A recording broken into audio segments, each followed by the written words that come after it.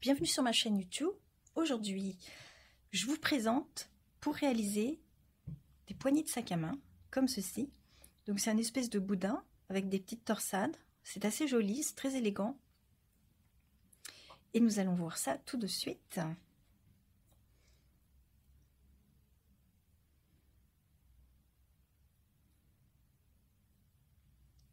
Alors je vais commencer par faire une chaînette de 10 mailles en l'air.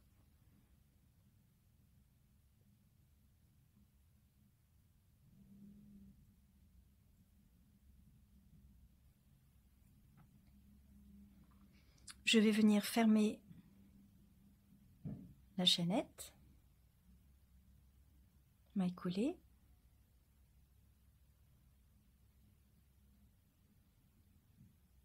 Je vais faire 10 mailles serrées, un tour en rond, donc on est sur du crochet en rond.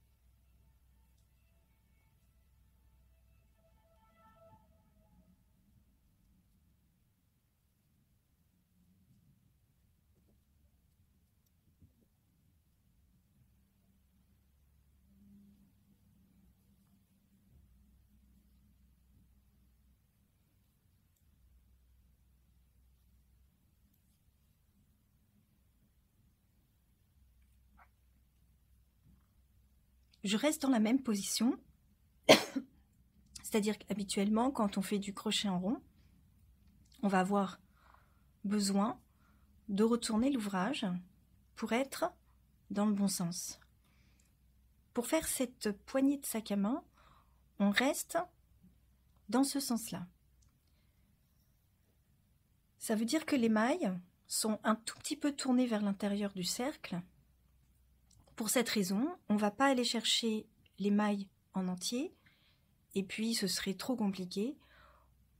On va travailler, pour commencer, cette partie ici,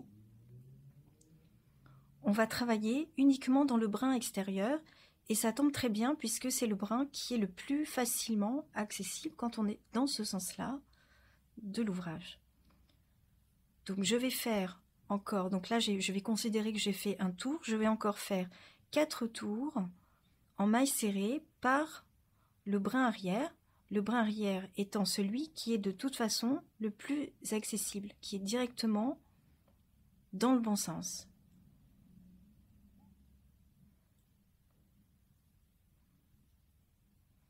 Donc là je suis sur un cercle de 10, c'est-à-dire que je vais compter 40 mailles serrées.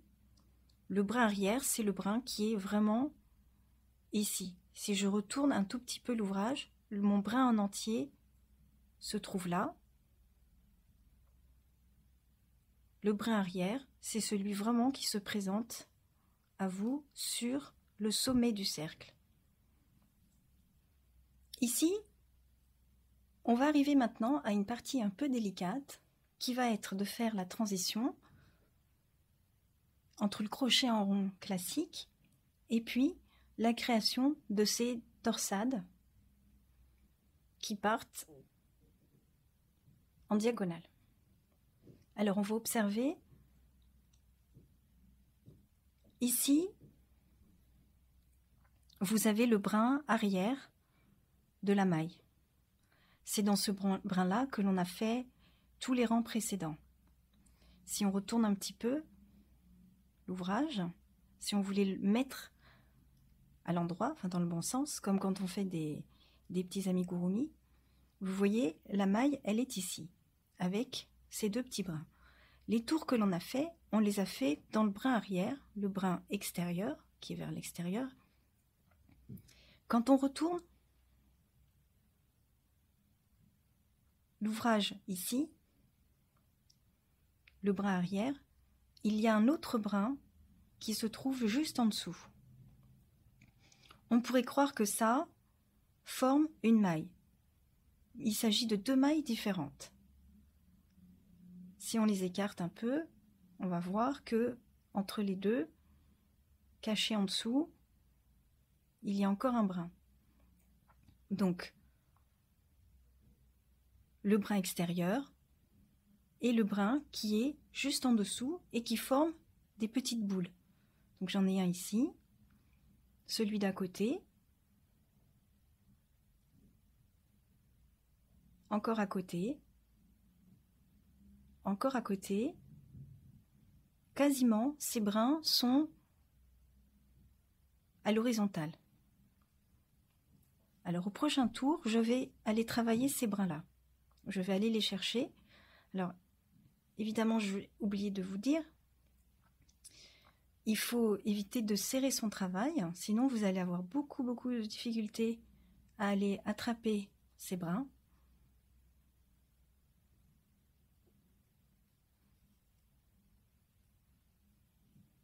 Et je vais venir faire dans ces brins des mailles serrées. Donc 3,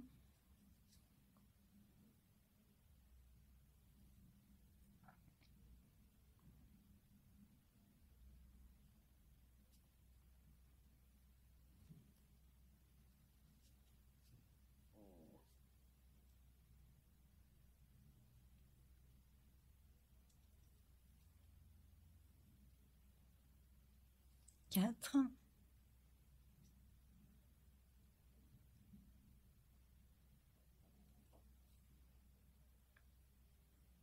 5,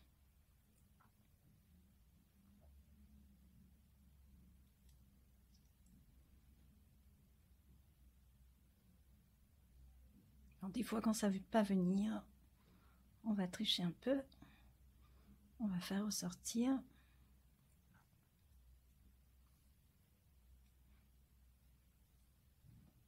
Six.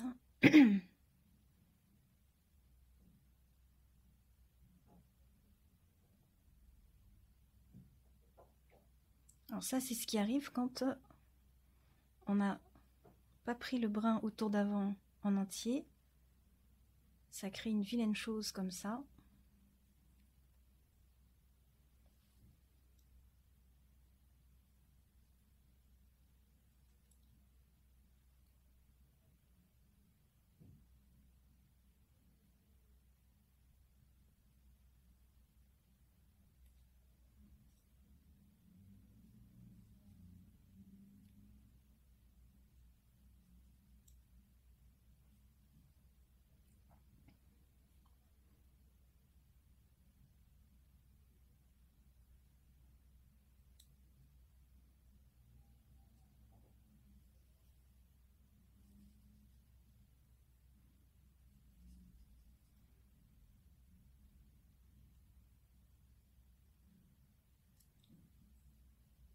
Donc ici, j'en ai fait 10. Et maintenant, ça va être un peu plus facile. On va aller attaquer. Donc ici, j'ai le brin avant, la bosse sur lesquelles on a fait les 10 mailles du rang précédent, qui se trouvait ici. Et quand on va écarter, ça vous fait 2 boules. Quand vous les écartez, au milieu, j'ai une maille, ici. À présent, je vais travailler dans cette maille-là. Donc ici, on va la trouver entre les deux. Bosse, bosse, entre les deux. Si je descends entre les deux, j'ai un brin. Et c'est ce brin-ci que nous allons travailler. Bosse, bosse. Je descends entre les bosses à l'extérieur, sans forcer. Maille serrée. Je continue. Bosse, bosse. Je descends entre les deux. Je trouve la maille. J'ai vraiment juste à piquer la tête du crochet et je vais aller trouver très facilement cette maille-là. Après, ça devient beaucoup plus facile. Bosse, bosse, entre les deux, la petite maille qui est un petit peu caché. Bosse, bosse, je descends entre les deux et je viens chercher le brin qui se trouve à l'extérieur.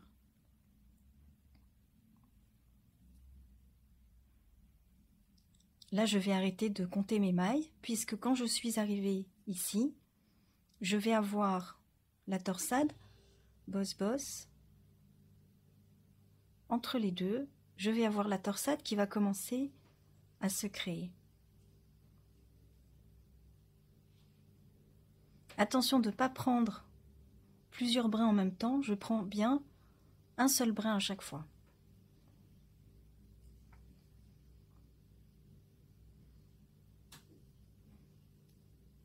Et plus on va avancer dans l'ouvrage, et plus ce sera facile d'aller trouver cette petite maille un peu étrange.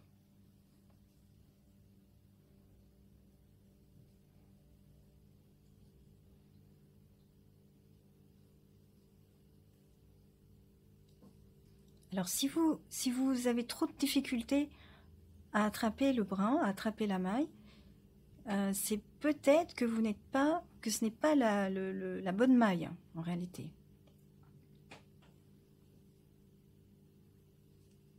Puisque là, une fois quand vous êtes ici, normalement, ça va tout seul. Donc vous remarquez comment je tiens le boudin qui se trouve à l'horizontale dans ma main gauche. Et puis au bout de 10 rangs, ça devient systématique. Donc ne pas avoir peur de la difficulté du début. Après plusieurs tours, vous voyez que les petites torsades commencent bien à se dessiner. C'est plutôt élégant, c'est vraiment très joli. Et évidemment, après plusieurs tours et que l'on commence à observer les torsades, c'est beaucoup plus facile de repérer la maille que l'on doit prendre, puisqu'elle va se trouver, c'est la maille qui se trouve entre les deux torsades, les deux mini-torsades, que l'on va trouver donc à chaque fois, en fait comme au début, entre les deux bosses, sauf que là les deux bosses sont beaucoup plus visibles et mieux dessinées. Donc si vous êtes perdu, il suffit juste de repérer la prochaine torsade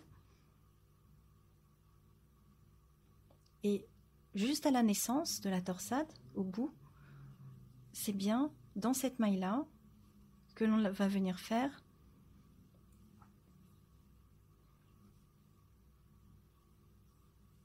la maille serrée.